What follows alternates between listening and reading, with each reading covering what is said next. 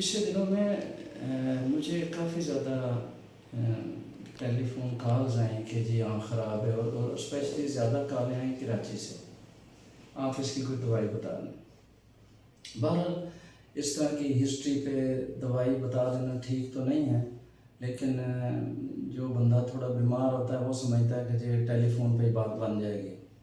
लेकिन जो viral disease है, जो इस तरह की एपिडेमिक हो जाती है किसी भी ग्रुप में या किसी सोसाइटी में, किसी प्रोविंस में, तो बाज़ औक़ात वो तकरीबन एक जैसी उसकी प्रेजेंटेशन होती है, लेकिन इवन देन एग्ज़ामिनेशन इंतहाई ज़रूरी है।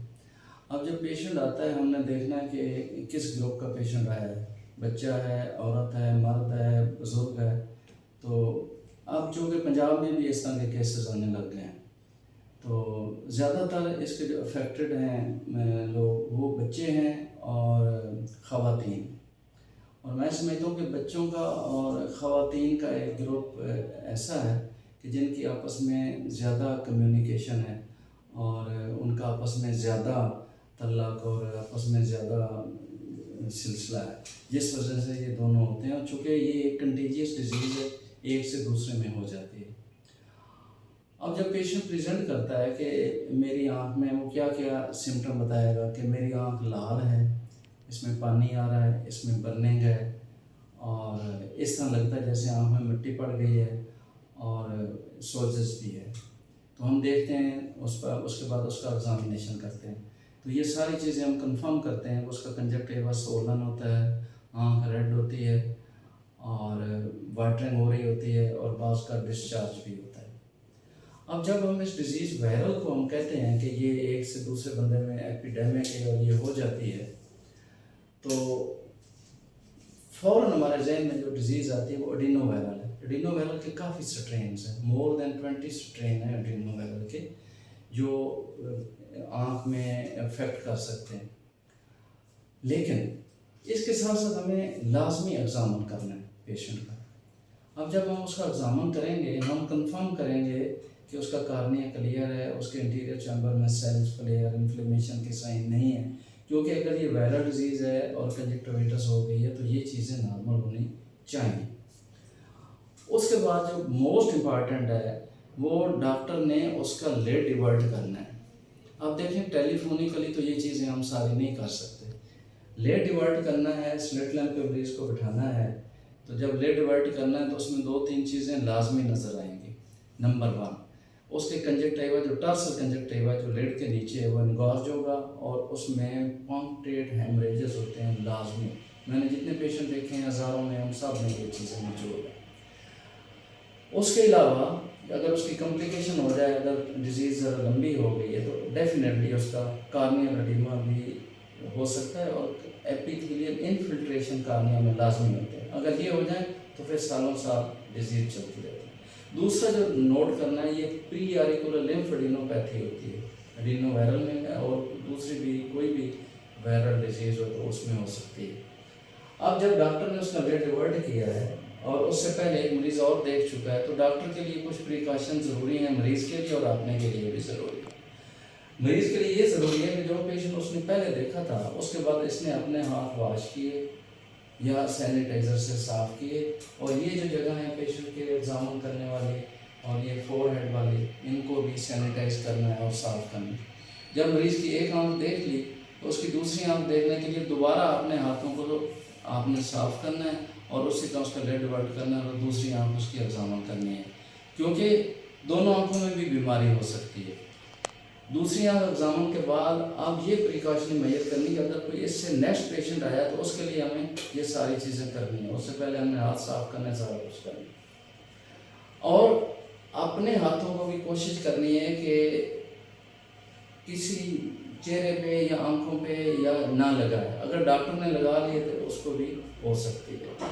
कल मैं रेडियो देख रहा था, उसमें एक नॉन डॉक्टर इसकी प्रिकॉशंस बता रहा था। वो काफ़ी हद तक ठीक भी हैं, लेकिन चूँकि हम इस चीज़ को ज़्यादा समझते हैं और हम इसको ज़्यादा अच्छे तरीके से एलोबरेट कर सकते हैं। जब हमने एक मरीज़ देखा कि कुछ चीज़ें फिर हमने पूछनी है मरीज़ से कि आपकी फैमिली में और कोई अफेक्टेड है, आपका रहन सहन कैसा है, आपकी ज़्यादा कम्युनिकेशन किसके साथ है, आप ऑफिस में काम करते हैं, आप स्कूल में पढ़ रहे हैं या आप किसी जो है ना स्पोर्ट्स में हिस्सा ले रहे हैं, तो ये सारी चीज़ें ज़रूरी हैं। घर में रह रहे हैं तो ज़ाहिर है घर वालों को बचाना है, स्कूल में स्कूल वालों को बचाना है, इसी तरह ऑफिस में सारी प्रिकॉशन करनी है मैयर। जो पेशेंट अफेक्ट हो गया उसको भी चाहिए कि वो अपनी आंखों को रब ना करे, लेकिन इसमें रबिंग की डिज़ायर ज़रूर होती है, ये बीमारी का एक हिस्सा है। अगर उसको कहीं हाथ लगाना पड़ भी गया है तो उसके बाद अपने हाथों को साफ करें, क्योंकि अगर इन्हीं हाथों से इसने किसी को हैंड शेक कर लिया और उस बंदे ने कहीं अननोइंगली अनअटेंशनली अपनी आंख को हाथ लगा लिया तो उसको भी ये प्रॉब्लम हो सकती है और बहुत जल्दी होती है। एक घर में, स्कूल में या जो भी आपका ग्रुप है उसमें ये सारी चीज़ें ऑब्जर्व करनी। अब डॉक्टर ने आपको दवाई दे दी है तो ये आपकी दवाई जो आपने यूज़ की है किसी और को नहीं देनी, क्योंकि बाज़ का हेयर लैसेस से दवाई कहीं ना कहीं उसका नोज़ल टच हो जाता है तो दूसरे बंदे को फ़ौरन हो जाती है। तो आपको याद होगा पिछले दिनों में एक बीबी आई थी, वो कहते कि मैंने बच्चे को था तो बच्चे की दवाई को डाले मुझे भी होगी, तो ये हो सकता है। अब ये है कि इसकी प्रिवेंशन तो मैंने बता दी कि ये चंद चीज़ें हैं। ट्रीटमेंट कैसे करना है? अब आँख में है तो ये वायरस की कोई दवा होती नहीं है, लेकिन आँख में सारी चीज़ें मौजूद हैं जो वायरस के अलावा भी अटैक कर सकती हैं। हमारी एक स्टडी थी नॉर्मल कंजक्टिवा फ्लोरा, कि जो आंखें नॉर्मल हैं, जिस बंदे को कुछ भी नहीं हुआ उसका भी जब हमने कल्चर कराया उसमें सारे माइक्रो ऑर्गेनिज्म मिल गए जो आँख को ज़ाय कर देते हैं। इसलिए जब वायरस का अटैक हो गया तो उसके अलावा जो बैक्टीरिया बैठे हैं वो कौन से खामोश बैठे हैं, वो भी हमलावर हो जाएंगे। तो इसलिए कि ये वायरल डिजीज़ जब स्टार्ट होती है तो इसके अपने सिम्टम के साथ ये दूसरी सेकेंडरी कॉम्प्लिकेशंस और सेकेंडरी जो प्रॉब्लम है वो कर देती है। साथ बैक्टीरियल कंजक्टिविटिस भी हो सकती है और एलर्जी तो लाजमी होती है। जब भी अब मैं डॉक्टरों के लिए मैं शेयर कर रहा हूँ ये फाइंडिंग कि आप ब्लड डिवर्ट करें तो पंक्टेड हेमरेजेस के साथ साथ फॉलिकल और पपीले भी होते हैं जो एलर्जी का खास साइन। तो ये सारी चीज़ें होती हैं और एक आंख में होती है जो अफेक्ट कर रही है, दूसरी में बाज़ का अगर बाईलेटरल डिजीज़ है तो उसमें भी हो सकती है। तो लिहाजा जब ये चीज़ें हो जाएं तो ट्रीटमेंट कैसे करना है?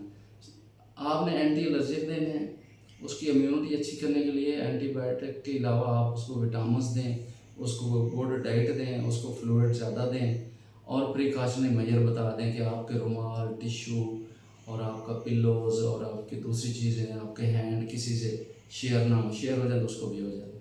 वन इज़ एंटी एलर्जिक देनी है, क्योंकि कंजक्टिवा स्वोलन के बाद उसको एलर्जी के साइन भी लाजमी हो जाते हैं। दूसरा, उसको वीक स्टीरॉयड देने। मजबूत स्टीरॉयड मैंने देखा कि कई लोग डाल रहे होते हैं तो उससे काला मोतिया या सफ़ेद मोतिया हो जाता है, और काला मोतिया बाज़ लोगों को बहुत जल्दी हो जाता है, हफ्ते में हो जाता है। तो इसलिए वीक स्टीरॉयड देने इसको कवर करने के लिए, और एंटीबायोटिक कवर भी देना पड़ जाता है, क्योंकि जितने बैक्टीरिया बैठे हुए हैं जो ही ये वायरल डिजीज़ हुई उन्होंने भी उस पर हमला कर देना होता है। तो अगर एक आंख अफेक्ट है तो उसी का, अगर दोनों अफेक्ट हैं तो फिर ज़्यादा दोनों का आपको इलाज करना पड़ेगा। अच्छा, उसके अलावा कुछ लोग कहते हैं कि ये खुद से ठीक होगी, खुद से ठीक भी हो सकती है, उस पर डिपेंड करता है बंदे की आई की इम्यूनिटी कैसी है, बंदे की अपनी इम्यूनिटी कैसी है। और कुदरत ने जो टीएस दिए हैं इसमें सारे एलिमेंट्स हैं, इसमें बैक्टीरियोस्टेटिक भी हैं, बैक्टीरियोसिडल भी हैं, इम्यूनोग्लोबुलिन्स भी हैं, काफ़ी सारी चीज़ें कुदरत ने टीएस में दी हुई हैं और बाज़ का इंसान खुद भी ठीक हो सकता है। लेकिन अगर ये डिज़ीज़ बढ़ रही है तो डेफिनेटली ये तीन चीज़ें देनी पड़ जाती हैं, और अगर आप ट्रीट नहीं करते हैं तो बाज़ का कार्निया इन्वॉल्व हो जाता है और बिनाई को भी अफेक्ट कर जाता है। बिनाई इसलिए कम हो जाती है कि कार्निया पे एपिथेलियल इन्फिल्ट्रेशन हो जाती है। तो आज के हमने लेसन में ये पढ़ा कि आप बस में हैं, आप कार में हैं। बाज़ का ये हमने देखा कि एक बंदा कार चला रहा है, उसको हो गई, साथ बैठे हुए हैं, तो कार में तो क्लोज्ड चैम्बर एक किस्म का रूम होता है, उसमें बहुत जल्दी अफेक्ट कर जाती है। अगर जो ड्राइवर है अगर उसको हो गया, उसने स्टीयरिंग को हाथ लगाया, आँख को हाथ लगाया, तो किसी और बंदे ने जब कार ड्राइव की उसको भी हो सकता है। तो ये सारे प्रिकॉशनरी मेजर स्टार्ट कर लें आप घर में रहने से, सोने से, पिल्लोज से, टिश्यू पेपर से, एक आँख को दूसरी आँख से टच करने से, दवाई का शेयर होने से, और ये बस में या गाड़ी में सफ़र करने से ये सारी चीज़ें हो सकती हैं। तो डॉक्टर को लाजमी दिखाना चाहिए और डॉक्टर को भी अपनी प्रिकॉशनरी मेजर रखनी चाहिए कि वो डिज़ीज़ को आगे भी ना फैलाए और अपने आप को भी बचाए। तो ये आज के और आजकल के माहौल में जैसे ये डिज़ीज़ कॉमन हुई है आई की, इस लिहाज से ये एक ज़रूरी थी इसकी प्रेजेंटेशन और वीलॉग बनाना।